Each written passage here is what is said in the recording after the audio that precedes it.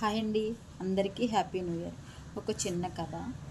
ఒక మనిషి చెరువులో పడిపోయి ఈత రాక చాలా అవస్థపడుతూ, భగవంతుడా నువ్వే ఉన్నావు, నువ్వే కాపాడు అంటున్నాడు.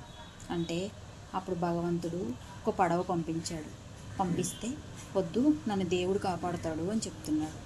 తర్వాత మళ్ళీ ఒక హెలికాప్టర్ పంపించిన తర్వాత వద్దు, నాకు దేవుడు కాపాడుతాడు అంటున్నాడు. ఇంకా లాస్ట్కి చనిపోయాడు.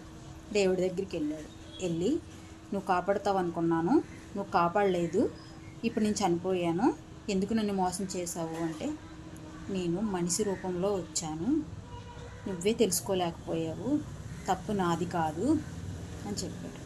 నాకు అర్థమైంది ఏంటంటే, ఒక మనిషి రూపంలోనే దేవుడు వస్తాడండి. దేవుడు కనిపించడు, మనమే తెలుసుకోవాలి దేవుణ్ణి. నచ్చితే కనుక కామెంట్ పెట్టండి.